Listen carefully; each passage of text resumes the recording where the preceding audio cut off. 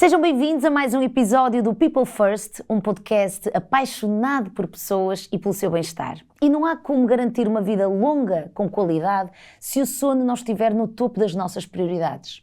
O custo de não dormirmos é muito alto e não é por acaso que a Organização Mundial de Saúde declarou a privação do sono como uma epidemia mundial de saúde pública. Eu pergunto-vos se, no trabalho, sentem dificuldade de concentração, têm dificuldade em perder peso e tonificar, sentem a pele flácida e sem brilho, sentem-se tristes, impacientes, deprimidos, acordam cansados, têm insónias, ressonam. Não adormeçam os sintomas, porque aqui pode estar a porta de entrada para muitas doenças, mas a boa notícia é que está ao nosso alcance mudar a nossa saúde para melhor. Dormir é muito bom. É um ato de amor próprio e quem seguramente concorda comigo é a nossa convidada de hoje.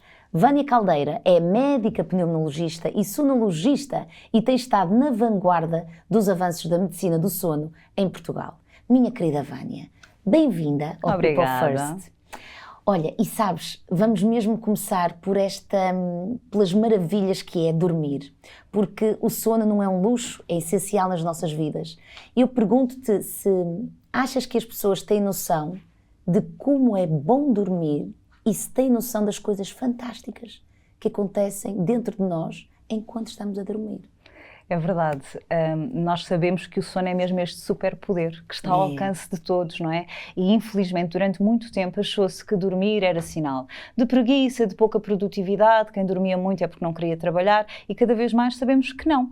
Até porque, na verdade, nós passamos um terço das nossas vidas a dormir. Teria que ter havido um grande erro do ponto de vista da evolução para esse terço não ter nenhuma utilidade. E, portanto, durante a noite, durante o sono, nós estamos muitíssimo ativos do ponto de vista biológico. Nós sabemos que o sono é fundamental do ponto de vista de crescimento, de recuperação muscular, o crescimento muito nas crianças, a recuperação muscular em todos nós, a reparação celular, por exemplo, a recuperação de doenças, de lesões, a imunidade. Vários estudos mostraram que se eu estiver privado de sono e for submetido a vacinação, o resultado é muito menor do ponto de vista da minha proteção, a regulação metabólica, cada vez mais, o sono é muito importante, por exemplo, em indivíduos com alteração dos níveis de açúcar, os diabéticos, é fundamental uma boa qualidade de sono e um bom número de horas de sono para garantir essa regulação. A regulação do humor, a ansiedade, a depressão, a saúde mental, tantos problemas de saúde mental que vêm muitas vezes do sono e, portanto, todas estas funções do sono, recuperação, contribuem para a nossa saúde física, a nossa saúde mental e depois também muita forma como nos relacionamos com os outros, como nos sentimos no dia a seguir. É assim, então é tudo isto. E porque é que as pessoas, mesmo até sabendo, não o praticam? E disseste agora uma coisa muito interessante, que é realmente o dia tem dia e noite. Olhando para a ciclicidade da natureza, a natureza pede-nos isso. Todas as espécies precisam de dormir, não é? Porquê é que nós nos esquecemos dessa ciclicidade e daquilo que nos é tão natural? O que é que aconteceu para não termos esta consciência? Sem dúvida, essa é a nossa grande missão enquanto sociedade, não é? Tentarmos mudar a mentalidade.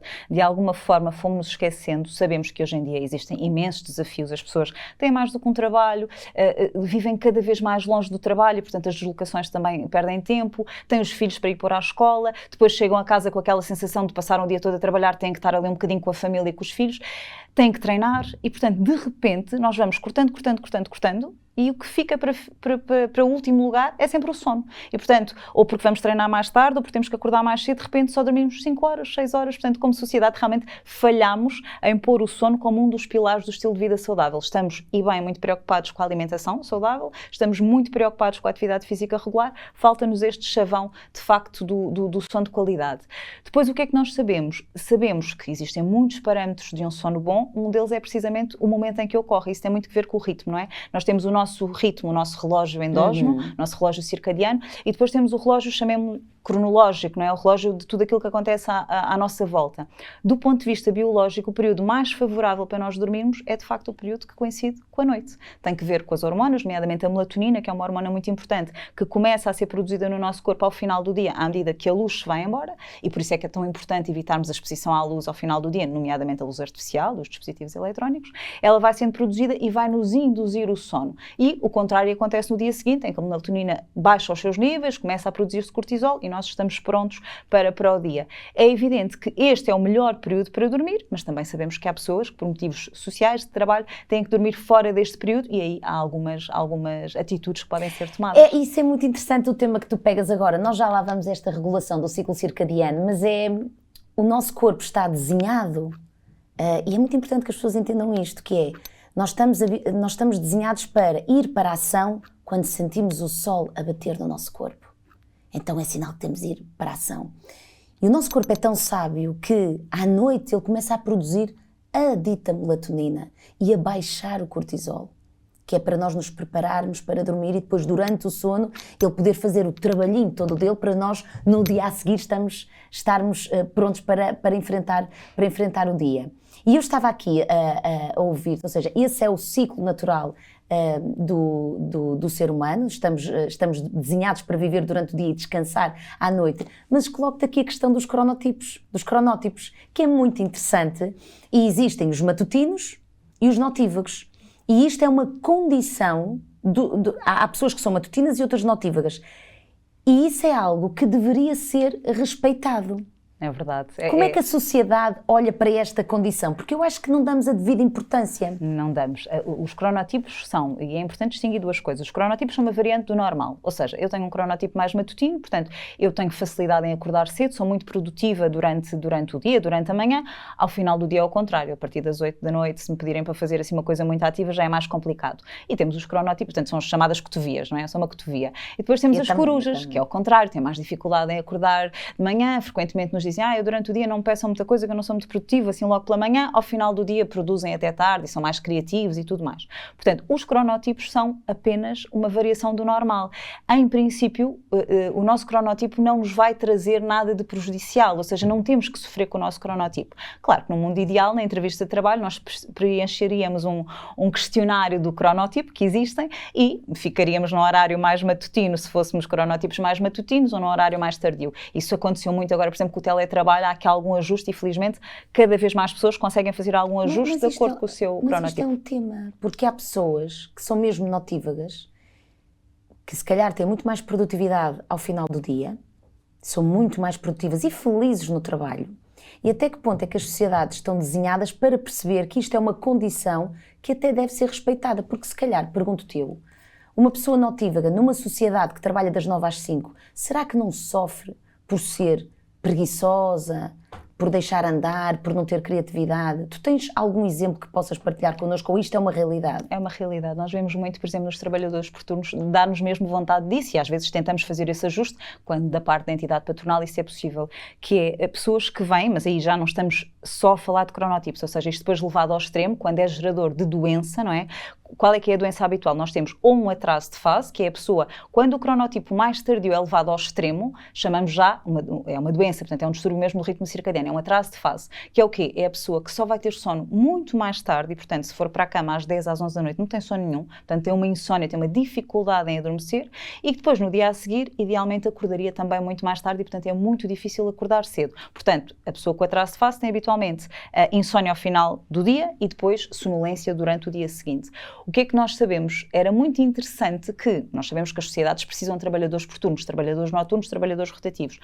A suscetibilidade das pessoas varia. Há pessoas que toleram muito melhor, por exemplo, os turnos rotativos do que outras, que sofrem muito mais com isso. E sabemos também que há pessoas que se adaptariam muito bem a fazer trabalho noturno. E, portanto, num mundo ideal, de facto, escolheríamos estas pessoas com mais tendência e mais tardia, precisamente como dizes, para serem mais produtivos, para renderem mais, e a sociedade poderia ver isto como um benefício e não uma coisa negativa. Mas há empresas a fazerem isso?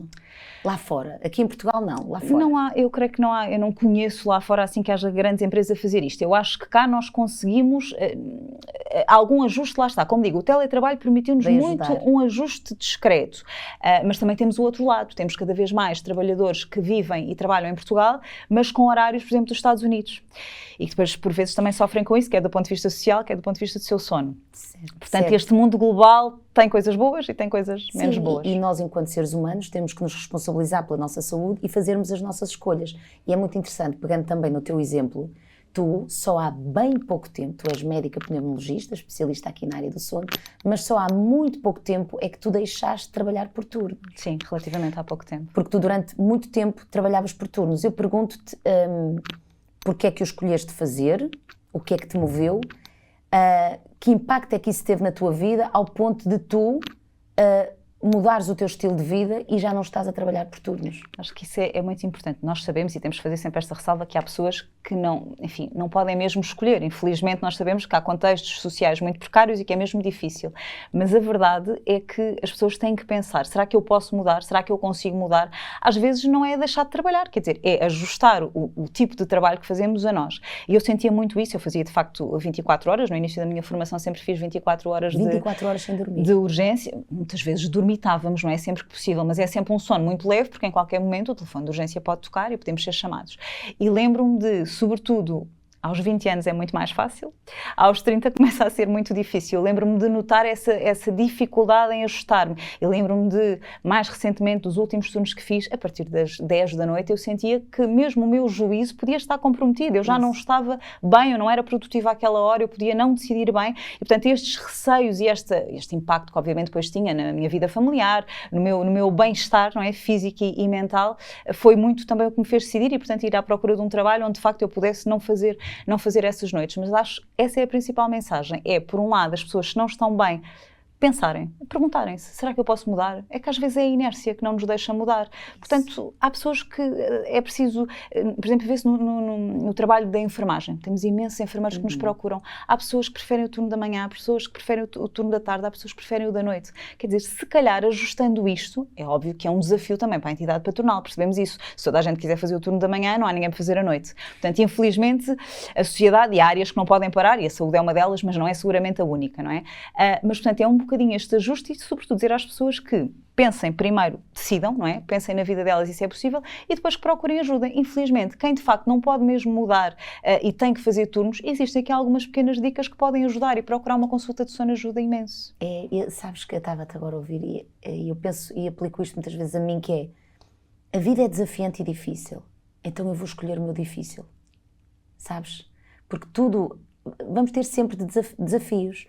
E pegando nesta questão do trabalho por turnos, porque há muitas pessoas que nos estão a ouvir agora e que trabalham por turnos, tu, enquanto médica, mas também porque viveste isso na primeira pessoa e também tu trabalhaste por turnos, queres dar-nos algumas dicas de como é que tu fazias para minimizar os efeitos nefastos de um trabalho por turnos? O que é que te ajudava muito? Eu lembro-me muito bem de uma noite que fiz em São José, e nem fiz as 24 horas, fiz a noite, mas portanto foi trabalho noturno em São José, um banco particularmente difícil, e eu lembro-me de chegar a casa, eu acho que foi nesse dia que fiz o clique, de chegar a casa eu tive imensa dificuldade para estacionar o carro, o lugar era espaçoso, era tudo, mas eu não estava nada bem, eu estava completamente sonolenta, do ponto de vista de decisão muito alterada, e portanto eu percebi para já que ia deixar de levar o carro quando fazia trabalho durante a noite, e portanto passei a ir de transportes, uma coisa que em Lisboa é possível. Mas o que é que nós vemos muito? Um trabalhador por turnos, portanto, a mensagem tem que ser, imaginemos uma pessoa que faz um turno noturno, o que é que nos ajuda? Nós teremos que dormir durante o dia, e já sabemos que não estamos biologicamente preparados para dormir durante o dia e que o sono corre, francamente, o risco de ser pior em número de horas e em qualidade, não é? Mais fragmentado, quer por uma questão biológica, da nossa melatonina naquele momento não estar a ser produzida, quer também porque há ruído, há trânsito, há mais exposição à luz, quer dizer, é muito difícil conseguirmos dormir durante o dia. Então o que é que ajuda? A pessoa sai do trabalho por turnos, idealmente, por exemplo, com os óculos de sol. Isto é uma coisa que ajuda imenso, ou seja, o que é que nós queremos? Limitar a exposição à luz. A luz que temos durante a manhã dá a mensagem ao meu corpo, ok, é para acordar, é para estar ativo. Não é isso que o trabalhador que saiu da noite quer, precisa de dormir.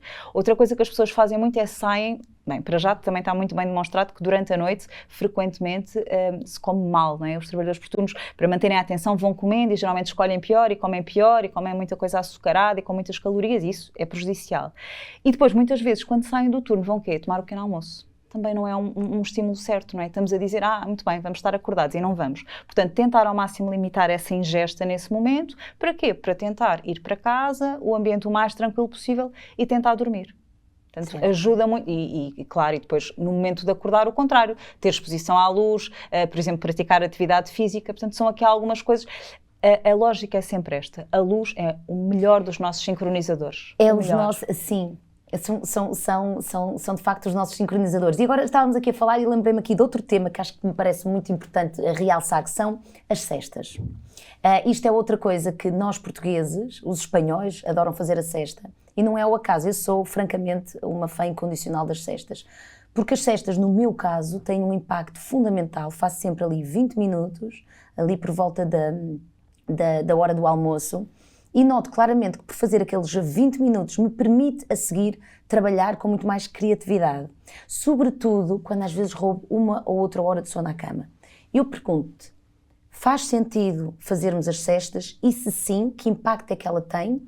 E quanto tempo é que o devemos fazer e em que contexto? As cestas não são para todos, sabemos disso. A primeira mensagem este ano, o Dia Mundial do Sono, é muito sobre darmos, no fundo, darmos prioridade ao sono, não é? Portanto, dar prioridade à saúde do sono. Isso implica o quê? Logo à partida, como temos estado aqui a falar, pôr o sono na agenda. E, portanto, é bom que as pessoas não vejam a cesta como uma forma de, então pronto, eu faço uma cesta e assim já posso dormir menos à noite. Não, é mesmo importante mudarmos hábitos e sabermos que um adulto precisa de 7 a 9 horas de sono. É variável de pessoa para pessoa, uns precisarão mais das 7, outros precisarão mais das 9, mas, portanto, fazerem esse esforço. Posto isto, as cestas podem ajudar em pessoas que há uma semana mais difícil, andam mais privadas de sono por algum desafio mais agudo. De facto, as cestas podem ajudar. Devem ser curtas, que é para limitar o tempo de sono, portanto falamos dos 20 minutos habitualmente, 15, 20 minutos, e devem ser distantes dos momentos de sono, ou seja, o mais equidistante do momento em que eu acordo e do momento em que eu me deito. E por isso é que os espanhóis acertaram na medida que é ali o pós-prandial e depois do almoço. Porque é que é importante estes alertas em relação às cestas? Se a cesta for muito tardia, portanto, a partir do momento que eu me levanto, a minha pressão de sono está a acumular-se, que é o quê?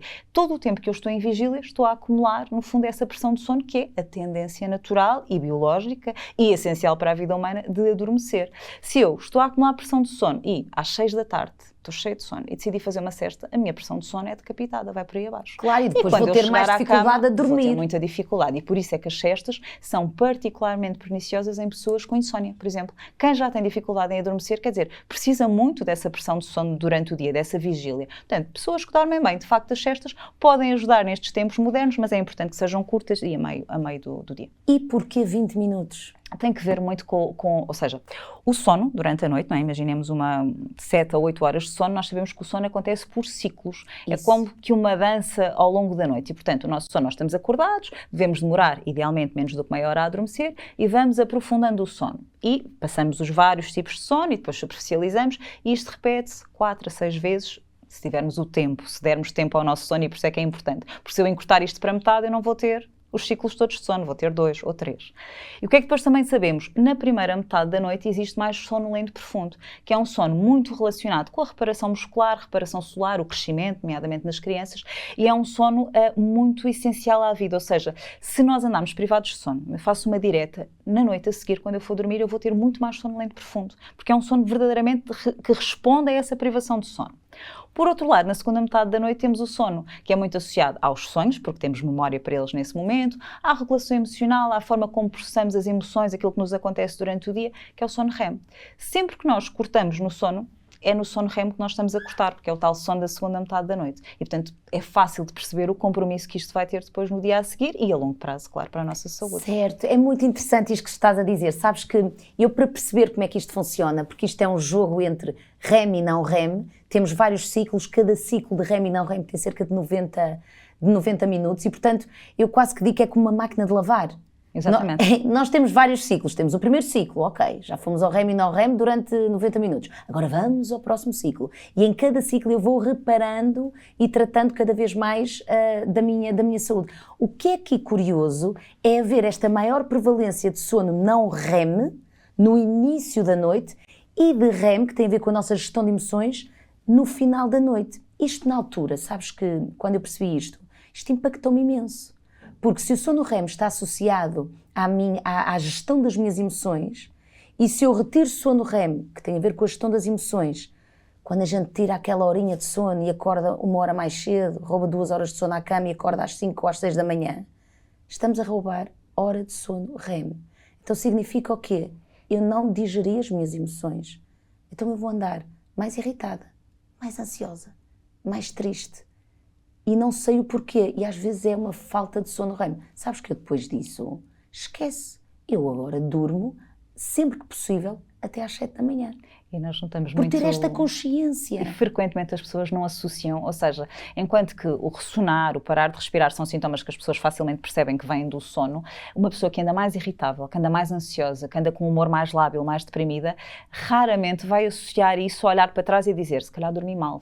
Portanto, este caminho também tem que ser feito. E depois não nos podemos esquecer de uma coisa, que é que um sono saudável, não é um sono sem doença, de facto nós temos que lhe dar tempo. Portanto, precisamos mesmo das 7 a 9 horas. Mas depois temos pessoas que até dormem 9 horas e que acordam péssimas, não estão reparadas. Ou seja, a duração, a quantidade é importante, mas não é o único parâmetro. Já falámos do horário, não é, em que dormimos, mas existem outros. A fragmentação do sono, por exemplo, é uma coisa muito importante. Ou seja, o sono tem que ser um sono contínuo. Eu não posso ter despertares durante a noite. Porque o que é que acontece nesse tal desenho, não é, nesses tais ciclos da máquina de lavar? É como se fosse interrompido. Imaginemos que a máquina de lavar está a trabalhar e de repente falta a luz. Um despertar é isto. Depois temos é que perceber qual é que é a causa. De cada vez que falta a luz, aquilo volta para trás. Nem sempre vai ao início do sono, mas seguramente é um sono que não consegue aprofundar, é um sono muito mais superficial e depois no dia a seguir a pessoa até pode ter dormido 9 horas, mas espremido fez pouco sono profundo, pouco sono REM, sempre a ser interrompido e no dia a seguir está cansada, não reparada. Aquelas pessoas que, isto é um mito, as pessoas que dizem eu durmo 6 horas por dia, estou sempre bem. As pessoas normalizam os sintomas? Maioritariamente é um mito e nós vemos imenso isso, ou seja, nós por mais que digamos que os adultos precisam mesmo de 7 a 9 horas e que depois existem exceções, e é verdade, mas são mesmo exceções. Nós temos os long sleepers, que precisam de mais do que 10 horas para estarem bem, e temos os short sleepers, que precisam menos do que 6 horas, mas são mesmo uma exceção. E mesmo dentro da exceção, ou seja, essas pessoas realmente com 6 horas sentem-se bem, mas mesmo assim os estudos mostram que têm risco cardiovascular acrescido. Frequentemente na consulta as pessoas, doutora, mas eu sempre dormi 6 horas e eu sinto-me bem com 6 horas. Portanto, as pessoas convencem-se, normalizam os sintomas. E vemos muito isso em doentes com apneia do sono, por exemplo, que vêm por uma queixa que é fácil de reconhecer como apneia do sono, como ressonar ou parar de respirar, porque quem dorme ao lado se queixa. A pessoa vem e nós perguntamos, então no seu dia-a-dia sente alguma coisa? Anda mais irritável? Nota que anda mais cansado, mais sonolento, em situações de nota, não, eu estou ótima, eu durmo muito bem. Fazemos um diagnóstico da apneia do sono, começamos o tratamento e habitualmente vemos a pessoa um mês após o tratamento. E a pessoa diz-nos, eu já não sabia o que era acordar assim. Eu estou muito mais enérgico, muito mais ativo, foi a melhor coisa que me aconteceu. Ou seja, o que é que isto quer dizer? As pessoas depois só percebem pela comparação. Porque se habituaram de facto a um estado de falta de energia, acham que é normal. Temos muitas desculpas para o cansaço, infelizmente, na sociedade moderna. É verdade, e as pessoas habituam-se muito por esta sociedade workaholic. E também, por isso é que estamos aqui hoje, Vânia, porque pouco sabem sobre sono, sabes? Normaliza-se muito este sintoma. Outro sintoma que se normaliza muito é a questão das insónias. Eu acho que é importante tocarmos um bocadinho só neste ponto, porque será que os portugueses sabem o verdadeiro significado de insónia? Porque insónia não é só eu não consigo dormir. É muito frequente aparecerem-nos a dizer na consulta, eu tenho insónias. E a primeira pergunta que nós fazemos é, então, explique lá isso melhor. O que é insónia? É uma dificuldade em iniciar ou em manter o sono, ou seja, a pessoa demora mais do que meia hora para adormecer, ou então depois não consegue dormir continuamente e, portanto, tem muitos despertares durante a noite, às vezes durante longos períodos. Portanto, pode ser uma destas duas coisas ou as duas coisas, há pessoas que têm os dois padrões. Quando é que esta insónia é crónica? Quando acontece 3 vezes por semana durante mais do que 3 meses e 2 pontos muito importantes, havendo oportunidade para o sono, ou seja, a pessoa dorme mal, mas dá-se a oportunidade de dormir, portanto, as condições estão asseguradas, as boas condições, e depois tem impacto no dia a seguir. Isto é um dado muito interessante do diagnóstico clínico de insónia. Ou seja, tem que haver impacto. E claro que há impacto no dia a seguir. A pessoa está irritável, deprimida ou com dificuldades de atenção, de concentração, tem assim sempre uma névoa. Muitas vezes as pessoas com insónia não têm a sonolência durante o dia. O que nos dizem é que parece que não estão bem lá, parece que há assim uma névoa. Direta com a nossa saúde mental e emocional. Exatamente, e tem imensa relação. E nós sabemos que hoje em dia, já há muito tempo que se sabe que não basta tratar a depressão, tem que se tratar também o sono. E tem que se tratar as duas coisas ao mesmo tempo, porque realmente as pessoas mais deprimidas dormem pior e quem dorme pior fica mais deprimido. E tem que se abordar os dois pontos da questão. E como é que se trata uma insónia? A insónia, infelizmente, temos um problema enorme que é a suplementação, a automedicação. Vemos imensos doentes que nos chegam, já fiz tudo, já tentei de tudo, já tomei os comprimidos da minha sogra. Quer dizer, as pessoas, antes de procurarem ajuda, tentam muito resolver o problema de uma forma que acham que é mais fácil. O principal problema da insónia é todos nós, pontualmente, vamos ter insónia. Ou porque temos uma deadline de uma coisa qualquer para entregar, ou porque o trabalho nessa semana foi mais estressante, ou porque estamos preocupados com a saúde dos miúdos. Portanto, é normal e acontece, faz parte da vida. Onde é que está o problema? É na perpetuação desses problemas, dessa insónia. E quando é que isso acontece? Geralmente nós, para nos defendermos dessa insónia, acabamos por adquirir comportamentos que são menos certos, menos corretos. Nomeadamente, eu acordo, não consigo dormir, então o que é que eu vou fazer? Vou comer qualquer coisa, vou pescar qualquer coisa. Ou, bom, não consigo dormir, já agora vou só ali acabar este PowerPoint que tenho para fazer. Tudo isto vai perpetuar a insónia, porque vai dar ao meu cérebro mensagens erradas. E, portanto, muitas vezes o facto das pessoas não procurarem ajuda atempada e irem perpetuando estes comportamentos é o que nos leva para a tal insónia crónica com mais do que 3 meses. Como é que se trata? Com uma abordagem por psicoterapia do sono, que é fundamental, que é a terapia cognitivo-comportamental, que é precisamente corrigir todos estes comportamentos mal adaptativos, comportamentos errados que estão a perpetuar o problema, perceber muitas vezes com o estudo de sono se há alguma causa. Muitas insónias em mulheres de 50, 60 anos na menopausa que nos chegam são apneias de sono. Nós, nos homens, estamos muito habituados àquele doente que adormece em qualquer canto, que ressona, que para de respirar, que tem peso a mais. A mulher tem sintomas muito atípicos, quase sempre muito do foro da saúde mental, anda mais irritável, anda mais deprimida e muito na fragmentação do sono. Doutora, eu não consigo manter o sono. E depois fazemos um estudo de sono, tem uma apneia. Certo, sabes, mas é muito interessante as pessoas que te chegam até à tua clínica de sono, que é pessoas que eu não quero tapar o penso. Eu não quero tomar a medicação só porque sim. Porque uma pessoa, quando toma medicação e se não for aconselhado pelo médico, a pessoa deixa de se sentir. Atenção, não somos contra a medicação. Claro, e ela é necessária claro numa determinada fase e se calhar de uma forma muito pontual, mas lá está, nunca pode ser a regra. E eu pergunto-te, porque a terapia cognitivo-comportamental, que é claramente o caminho, mas é um caminho que envolve o quê?